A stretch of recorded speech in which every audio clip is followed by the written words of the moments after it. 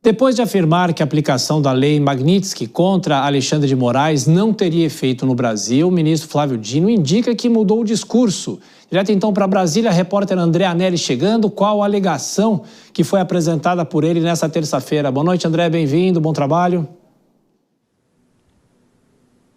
Obrigado, Tiago. Boa noite a você também e a todos aqui no Jornal Jovem Pan.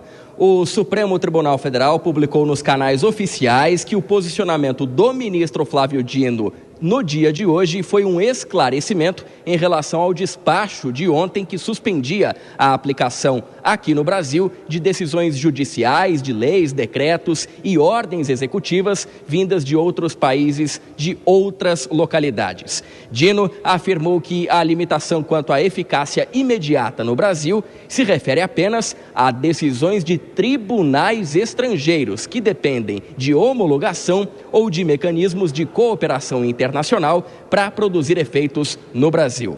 Dessa forma, o ministro considerou que tribunais internacionais continuam tendo eficácia automática também no Brasil. Um exemplo prático é o TPI, o Tribunal Penal Internacional, que condenou o presidente russo Vladimir Putin por crimes de guerra contra a Ucrânia. O Brasil é signatário desse TPI, o que faz com que Putin seja preso caso venha aqui ao Brasil. A alegação para diferenciar os tribunais internacionais e manter a eficácia imediata deles aqui no país é que eles têm competências estabelecidas em tratados incorporados ao ordenamento jurídico brasileiro e são supranacionais, não vinculados a um país específico. Toda essa manifestação de Dino foi motivada no âmbito de um questionamento do Instituto Brasileiro de Mineração sobre a legalidade de municípios brasileiros ajuizarem ações no exterior para pleitear indenizações por danos causados no Brasil.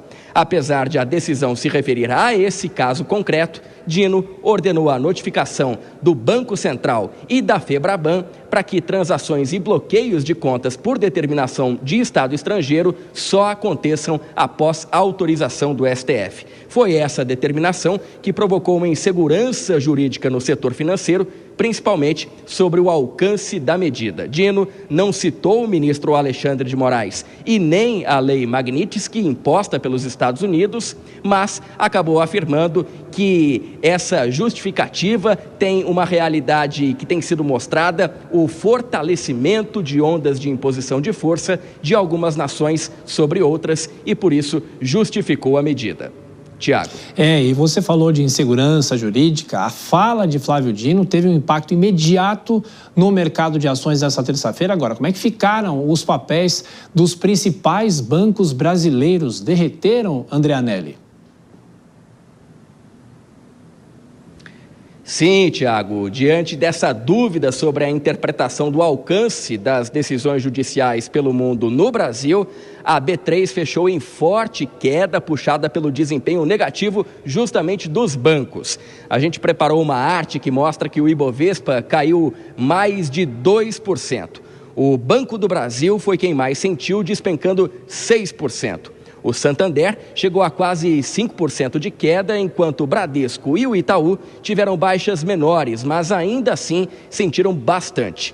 Só hoje, somados, os bancos perderam 41 bilhões e 300 milhões de reais em valor de mercado. E não foi só o setor financeiro que expressou esse descontentamento com a decisão de Flávio Dino. No próprio Supremo Tribunal Federal, já existe um entendimento de que a aplicação ou não da lei Magnitsky precisa ser decidida, na verdade, pelo relator do caso, que é o ministro Cristiano Zanin, e não Flávio Dino.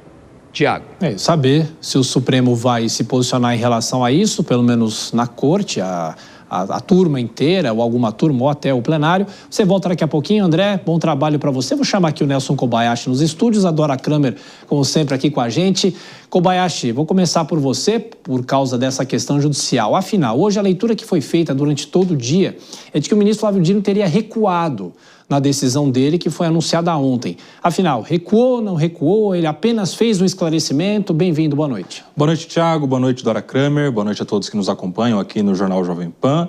Thiago, li as decisões, a de ontem e a de hoje. E não há recuo. De fato, há um esclarecimento em relação a um termo utilizado na decisão de ontem, ao termo tribunais estrangeiros. O que é que ele estava querendo dizer com aquele termo em específico? E aí hoje ele deixa claro que quando ele fala de tribunais estrangeiros, ele não está se referindo àqueles tribunais internacionais, que não tem vínculo com nenhum tipo de Estado. O exemplo que o André Anelli trouxe é justamente o Tribunal de Haia, o Tribunal Penal Internacional, que é sediado em Haia, na Holanda. Ele é um tribunal internacional, portanto, as suas decisões, porque há um tratado internacional cujo Brasil é signatário e cujo tratado já foi recebido pelo Parlamento brasileiro, tem validade, é um tribunal internacional. Diferentemente do Tribunal da Holanda, por exemplo, os dois tribunais estão no mesmo país. Um é tribunal internacional, vale a decisão aqui no Brasil. O outro é tribunal estrangeiro e, portanto, não vale. Isso tudo foi discutido na decisão de ontem a partir de uma premissa trazida por quem provocou a ação, que é um instituto aqui do Brasil, levando ao judiciário brasileiro a seguinte questão: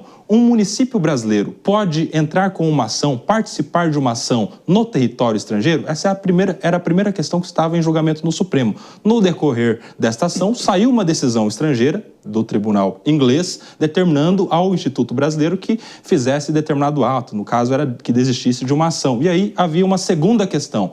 Esta decisão estrangeira do tribunal inglês vale no território brasileiro? Era neste contexto que o ministro estava decidindo. Tribunais estrangeiros não têm eficácia, suas decisões não têm eficácia no território brasileiro. E aí, portanto, coube a ele hoje fazer esse esclarecimento. O grande equívoco, no meu ponto de vista, da decisão de ontem foi ter feito uma salada com os assuntos todos envolvidos. Era só aquilo que estava em julgamento. E aí o ministro fez questão de dizer das sanções que são aplicadas cotidianamente, deixou nas entrelinhas a aplicação da Lei Magnitsky, apesar de não citá-la, e mandou oficiar aos bancos brasileiros, ao Banco Central e às entidades representativas do sistema financeiro.